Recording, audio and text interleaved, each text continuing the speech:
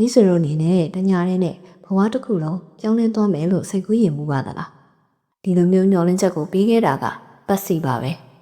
ဒါပေမဲ့1992ခုနှစ်ဖိလစ်ပိုင်မှာတော့ number fever လို့ခေါ်တဲ့ကန်ဆိုင်မဲ့အစီအစဉ်တစ်ခုဟာနံပါတ်တစ်ခုမှားယွင်းမှုကြောင့်ပျော်ရွှင်မှုကနေအဆိုးဝါးဆုံးအဖြစ်ဆိုးကြီးဖြစ်ကိုပြောင်းလဲသွားခဲ့ပါတယ်လူ9ယောက်ကိုအသက်ဆုံးရှုံးစေခဲ့ပြီးကုမ္ပဏီရဲ့နာမည်ဂုဏ်သတင်းကိုပါပျက်စီးစေခဲ့တဲ့ဒီဇာတ်လမ်းလေးအကြောင်းကိုတင်ဆက်ပေးတော့မှာပဲဖြစ်ပါတယ်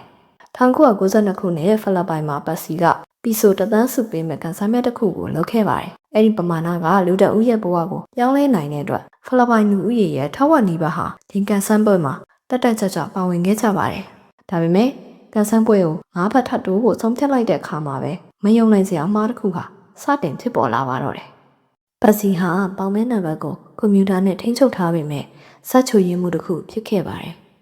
1992ခုနှစ်မေလ25ရက်နေ့မှာတော့ပေါင်မဲနံပါတ်ကို349လို့ကြေညာလိုက်တဲ့အခါမှာထောင်ပေါင်းများစွာသောဖိလစ်ပိုင်လူမျိုးတွေဟာပျော်ရွှင်ခဲ့ကြပါတယ်။ဘာလို့လဲဆိုတော့349နံပါတ်ပါတဲ့အဖုံပေါင်း6သိန်းကျော်ဟာဈေးကွက်ထဲမှာရှိနေခဲ့လို့ပါပဲ။နံပါတ်ဟာမူလကပေါင်မဲမဟုတ်တဲ့နံပါတ်လို့သတ်မှတ်ထားခဲ့တာပါ။ပတ်စီကဒေါ်လာဘီလီယံပေါင်းများစွာဆုံးရှုံးမဲ့အခြေအနေကိုရင်ဆိုင်ရတဲ့အခါကွန်ပျူတာကိုအပြစ်ပုံချပြီးတော့စုရရှိသူတွေကိုမူလစွငွေရဲ့3.35ရာခိုင်နှုန်းသာရှိတဲ့ပီဆို900နဲ့လာရောက်လဲလှယ်ဖို့ကမ်းလှမ်းခဲ့ပါတယ်။ဒီကမ်းလှမ်းမှုကိုလူအများစုကလက်မခံပဲဒေါသတွေပေါက်ပွဲပြီးအကြမ်းဖက်ဆန္ဒပြပွဲတွေနဲ့ထီကယုံတွေဖြစ်ပေါ်လာပါတော့တယ်။ပတ်စီကားတွေပုံခွဲခံရပြီးအဆုံးမှာတော့လူ9ဦးအသက်ဆုံးရှုံးခဲ့ရတဲ့ခြေကွဲပွဲအဖြစ်ဆိုးကြီးဖြစ်နေအဆုံးသတ်သွားခဲ့ပါတယ်။ဒေါသထွက်နေတဲ့လူအုပ်ကြီးဟာ Coalition 349လို့ခေါ်တဲ့အဖွဲ့အစည်းကိုဖွဲ့စည်းပြီးတော့ပတ်စီကိုဒေါ်လာတန်400ကျော်နဲ့တရားစွဲဖို့ကြိုးစားခဲ့ပါတယ်။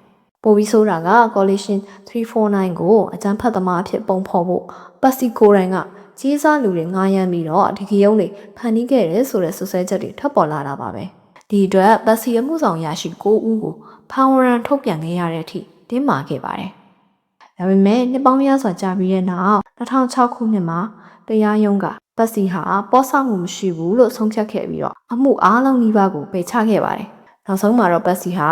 ပီဆို3သိန်းခွဲဆိုတဲ့တန်ကြီးနှင်းငယ်သာပြီးဆောင်ခဲ့ရပါတယ်။ဒီဖြစ်ဆိုးကတော့ဈေးကွက်ရှာဖွေရေးအမှားတစ်ခုကြောင့်လူအသက်တွေမျှော်လင့်ချက်တွေနဲ့ကုမ္ပဏီတစ်ခုရဲ့နာမည်ဂုဏ်သတင်းဘလို့ပျက်စီးသွားခဲ့လဲဆိုတဲ့သမိုင်းဝင်သင်ခန်းစာအဖြစ်ကျန်ရစ်နေခဲ့ပါတော့တယ်။ပျော်ရွှင်ပွဲကောင်းမဲ့ကန်ဆန်းမဲ့အစီအစဉ်တစ်ခုဟာဘီလီယံဒေါ်လာကုမ္ပဏီကြီးတစ်ခုရဲ့အမှားနဲ့ပေါင်းစပ်လိုက်တဲ့အခါမှာတော့လူအသက်9ဦးသေဆုံးခဲ့ရတဲ့အဖြစ်ဆိုးကြီးအဖြစ်ပြောင်းလဲသွားခဲ့တာဟာတကယ်ကိုကြေကွဲဝမ်းနည်းစရာပါပဲ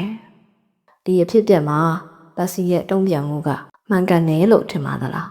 မိတ်ဆွေတို့ရဲ့ထင်မြင်ချက်တွေကိုကွန်မန့်မှာရေးသားခဲ့ပြီးတော့ဒီလိုမျိုးစိတ်ဝင်စားစရာကောင်းတဲ့ဇာတ်လမ်းတွေကိုနောက်ထပ်သိချင်တယ်ဆိုရင်တော့ကျမတို့ရဲ့ channel ကို like and subscribe လုပ်သွားပေးဖို့တောင်းဆိုလိုက်ပါရစေရှင်အားလုံးကိုကျေးဇူးတင်ပါတယ်ရှင်